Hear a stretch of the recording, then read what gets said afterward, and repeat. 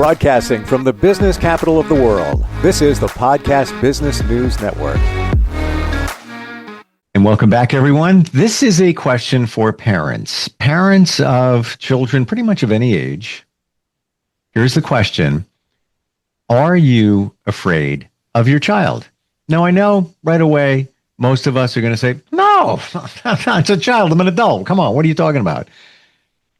Think about that a little bit deeper. Be honest with yourself, because I'll betcha in some situations and scenarios, you're afraid of your child. We're going to talk about that today. I think this might be an epiphany for many. She is somebody that dispenses very valuable advice as a psychotherapist for children, adults, families, and all of that. I've learned so much ever since that we've gotten together with Susie Engel, who's back on the program. How are you doing today? I'm very good. I'm very well. Thank you, Steve. How are you? Real good. Real good. And this topic, yes, I'm going to say I'm afraid of my child. What do I mean by that? And I believe as we go deeper in thinking about it, more things will present. But initially, for me, don't want to disappoint them. Whatever that, and that could be many different things. Yes. Yeah. But don't want to disappoint. And it's not like, I want to be the cool dad. Well, sure, you want to be viewed in a very positive way with your kids, but I'm not talking about that. I'm just talking about whatever the disappointment may be. Sometimes you need to, but by and large, I would say that I am afraid sometimes to disappoint my children. I admit it. Yeah. And oh boy. So disappointing our children could be viewed as, how am I conducting myself as an adult, as a leader, as a parent? Am I conducting myself with a sense of, I often say this in practically most of our podcasts, a sense of security and leadership and a foundation? Or am I a reactive and floundering and fear-based and want to please my children? So that's one way to view what you just mentioned about disappointing our children, because we don't want to disappoint. We don't want to fail our children. We want to be a great example of a healthy adult. That's one part of what you just said. But what you're really saying is, I'm afraid to hear this. I want to make my children, and maybe I'm off, but I think a lot of parents have the conceptualization, the concept of, as a parent, I want to make my child happy. Yes. And if I don't make my child happy, then I may cause my child disappointment. Yes. Yes, that's what you were talking about, really. 100%. 100%. But I just want to disclaimer on that. It's not that I'm a pushover and whatever you want, you can have. Yeah. No, not at all. But it's good. Let's say you promised something came up. And life is going to be that way. And you should try to fulfill your obligations and your promises as much as possible. Life can happen. That would be a disappointment. And I try to never let that happen. Just one example. So I'm afraid of my child being disappointed. So I'll do whatever I need to do if I made an appointment, but sometimes you have to say no. Guess what happened? Something came up. Yeah. So you want to set a great example. We all should work toward this, is set a great example and keep our word. That is being trustworthy. But if something comes up, if we're working full time and something comes up and I can't make it to something that I had hoped to do with my child, we want our children to also build resiliency. Sure. and a coping mechanism for disappointment and for the realities of those situations. And I like what you're saying in terms of parents keeping their word. But I think the broader problem with parents being afraid of their children is that they're afraid to say no. And then when the little kids are teensy weensy little ones, I'm not talking about a 2-year-old because that's typical for a 2-year-old to have a tantrum, Sure. but 3-year-olds and older, if a parent is afraid and just gives in because a parent doesn't want to deal with the tantrum, or a parent just doesn't want to deal with the child's Being disappointed. or upset, Upset. then Yeah. we have to learn to tolerate that, because then the kids are going to learn not to tolerate upset. I'm completely on your page. The I whole get that. family's a hot mess. I'm with that, and that's why I wanted to put that good. disclaimer in there that it's not that, being a pushover, and but Right. that's only one way that I can think of. We may be, quote unquote, afraid of our child or children. What do you think are some of the other ways? So being a pushover is huge. Yeah. I mean, that is when parents are so unaware, and it's very common. So I'm not saying this in some sort of shaming way, but when parents are so unaware that that is how they're functioning, that they are afraid to say no to their child or set a boundary with their child and allow their child to feel, whether it's upset or Yes. disappointment like you're talking about, or just plain frustration, which is on the low spectrum of anger. Frustration is healthy, but we have to learn to cope with frustration and not demand until our parents give in. And I know straight up who those parents are. Because Yes. it's just so obvious. And also the children develop a habit that they don't like about themselves. So we're doing a disservice to the child. Ooh. Okay. So let's look at that a little bit deeper. A parent is a pushover, right? They may know that they are, but they just continue doing it. Do you feel on the back end, without their full awareness, that they almost hate themselves for it, or they almost have negative feelings toward themselves, maybe subconsciously, that comes from doing that, and it might not even be in the forefront?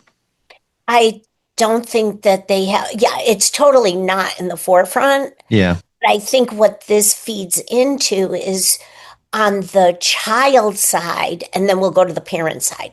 On the child side, the children may not like themselves because they want more, or they want to get their way. And sometimes they may realize that they're not at the most mature level that they could be functioning, and they may start to not like themselves. Wow. And then there are some children who like that they got one over, and they grow up as adults to be very manipulative. Now, kids are not manipulative. Kids are trying to get their psychosocial needs met, and they're just not manipulative. But the ones who the parents are afraid of, who give in to them, and who are so unaware that they're not teaching the children life skills to cope with disappointment or boundaries or the word no. Those kids either really don't like themselves and are always squandering, and nothing is enough because they don't feel like they're enough, or they know that they're getting one over and they don't have a good moral compass. Wow. So There's a lot going on here that I think as parents, we didn't even realize. Like, I'm just going to give in to them. I don't want to hear it, blah, blah, blah, blah, blah. We don't realize the potential damage and what we're cultivating in our children in doing that. And, Wow. and it's totally unhelpful, and it's doing a disservice, to the children. And then on the other side, the parents, when they're not conscious of wanting to please their children or wanting to make their children happy, they also start not liking their children. And then they become sometimes disconcerted because they're not liking their children, or they become angry with their children. And that's just a bad situation. Are you saying, essentially resentful of their children, even though they created it, not the parent? They don't know that they created it, but Exactly. yes, absolutely. Yeah. Wow. Yeah. Mm. And I sure wouldn't want to not like my child because we have a long life ahead of us. You're not like your child at the hands of you, the parent. You create, Yes. like as they say, and I mean this loosely here, but we've heard the phrase before. You've created a monster. Yeah. Yeah. Wow. I think that's the bottom line. And I have a lot of parents who come to me, some who have teenagers and some who just are grappling with a 3-year-old. Ooh. And I say, you two come in if it's a couple. If not, if it's a single parent, that's fine too. But if it's a couple, come together Yeah. because I'm not going to depend on one parent to translate. Like, and also it's good. The process isn't a shaming process. The process is I'm just calling out what I'm assessing in an honest, secure way. So the parents aren't defensive necessarily, and they can start taking down their unconscious and become aware of what they're doing every day. I'm the fly on the wall with those two parents in your office, and I'm almost hearing, yeah, well, you let her do this, and I tell you we shouldn't be doing that. Well, oh, really? What about the time that you let her do that?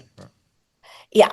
Well, then that leads to, and you and I have spoken about this, that leads to deeper, broader issues. When parents come because they're upset about what's happening with their 3-year-old, and essentially the first thing that I can say to them is, wow, the 3-year-old in the family, and maybe they even have other kids, the 3-year-old is running the household. And let me tell you, there's no 3-year-old, there's no 7-year-old, and there's no 17-year-old who wants to be running a household. They want parents who are regulated, who are secure, who know how to run the household.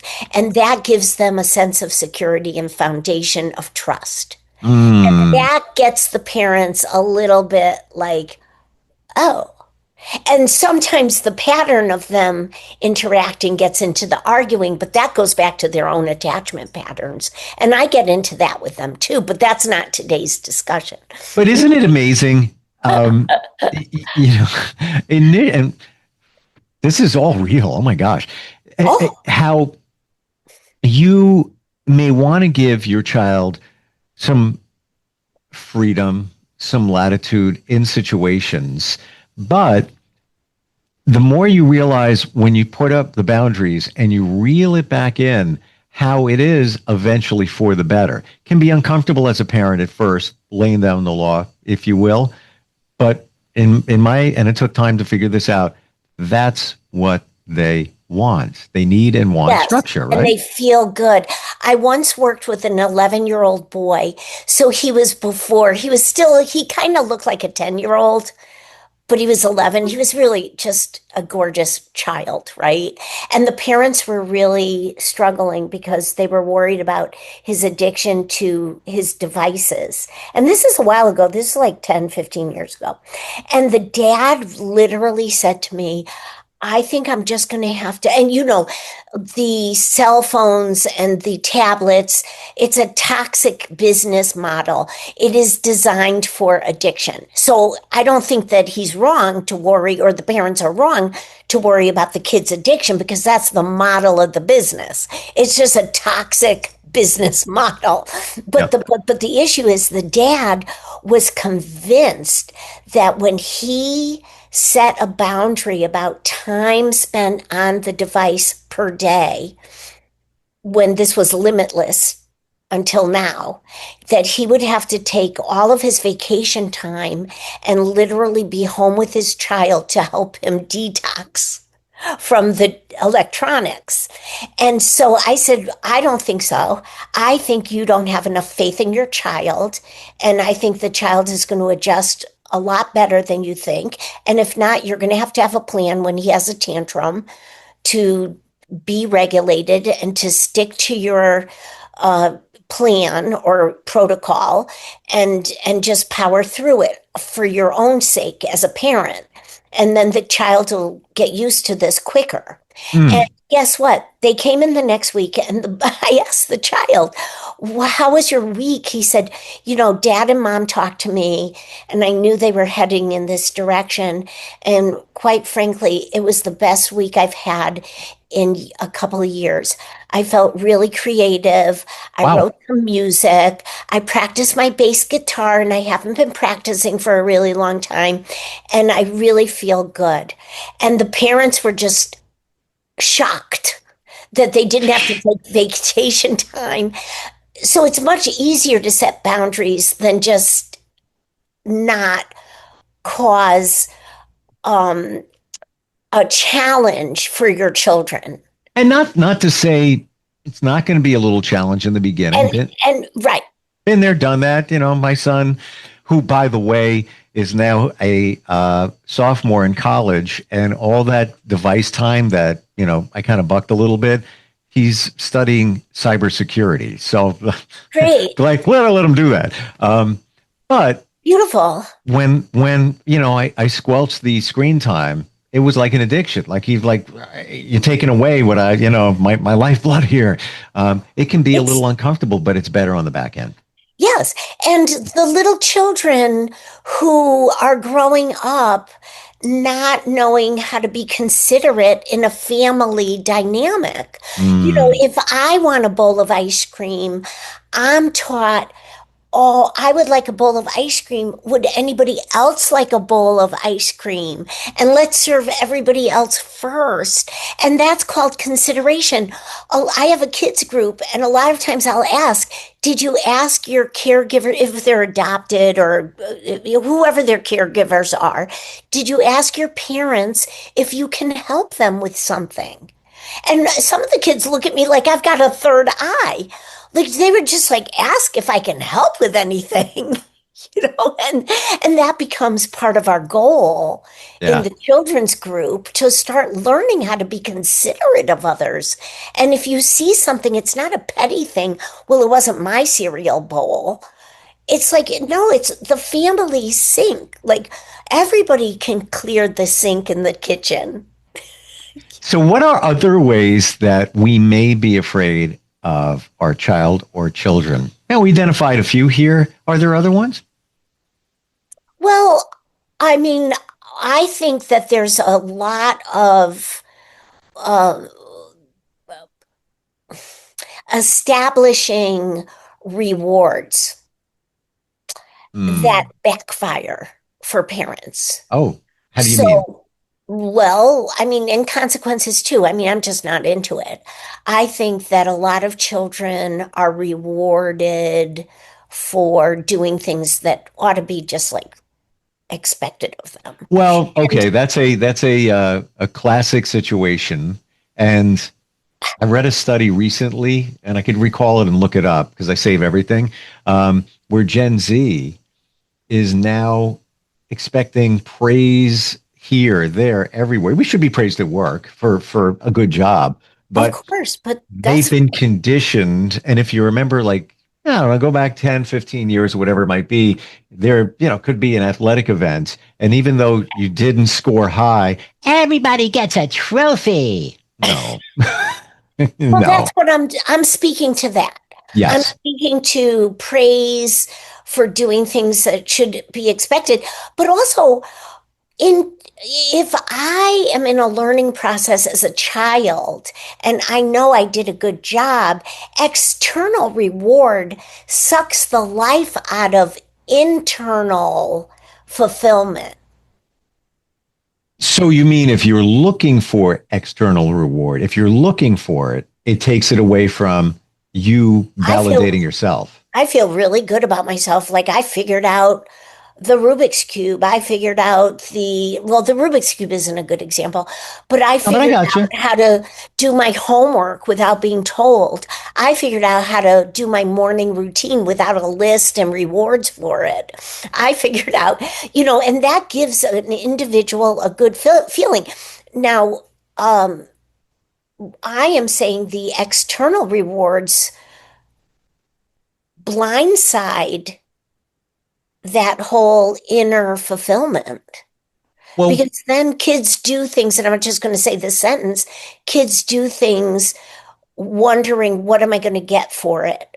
And if I don't hear what I'm going to get for it, I'm not going to do it. And that becomes a life pattern. but that's not to say you shouldn't get or expect a reward when you do a truly remarkable job. Maybe not to expect it, but it'd be nice to hear it. But again, back to the fundamental here, that you need to pacify yourself and just say to yourself, yeah, I ace that, man. I'm good. And not pacify, but literally, like a lot of people apologize and say, oh, I feel conceited if I feel good about something. Wow. That is just that is just like a disconnect. And that's where it goes wrong. Yeah. But to if somebody does something remarkable, people are going to recognize it. And if that person already feels right about themselves, then they're going to say, yes, I like the art I produced too. Yep. I like that I was behind in my sports event and we pulled through and won. And the crowds or the people are proud, or the coach is proud of you. But even if you didn't win, let's say you were down many points and you came back and you didn't win, but you did well. You did well. By the way, beautiful. Just out, this is within a day. In a new survey, 76% of managers say Gen Z employees need more praise than older generations do. And 58% say Gen Zers want praise even when they fail. Those kids who grew up getting participation trophies have entered the workforce, and surprise, they really like to be celebrated even when they mess up. Yeah, it's, you know what the word is? They're infantilized. And I don't mean the whole Gen Z. I just mean when children are not brought up without the parents being afraid of them, they learn to get along in life. And when they are rewarded or consequent, it becomes this whole problem of infantilization. I mean, they can't act adult. They can't, but even children, they can't act like their best 9-year-old self, their best 3-year-old self. Clean up before you pull out another toy. Yep. Put the Legos in the bucket, of course. Because you weren't taught that. That's it. Yeah. Fabulous talk today. Got it. We're out of time. So clear for so many parents. And I have to imagine every parent is inside in some degree or another saying, yeah, that's me. Yeah, that's me. No judgment. It just is what it is. It just is what it is. But there's always time to correct and improve. And this is all of our discussions are not about guilting or shaming somebody. It's about personal development. You and I talk about that. Sure. And I had a conversation with somebody the other day about parenting, and it went back to when we all grew up. And you remember that phrase, like when your parent looked at you a certain way, it was like the look, like just the look. Love it. Message received. And you don't pull a look out unless as a parent, unless you really, really need to pull a look out. But all it is just one, and that's it. Right. And because it's so rare, maybe we were brought up with enough boundaries that we really did conduct ourselves pretty well. You didn't need to pull it out that often. Yeah. Your website, susanengel-lcsw.com, correct? Correct. Always wonderful talking with you. You are the mirror, and a lot of these things that we don't want to admit in ourselves, but we actually need to. We should look at. Yeah. Excellent. Thank you for being here today. Really appreciate it. Thank you, Steve. All right, we'll catch up soon. Coming right back. Thank you.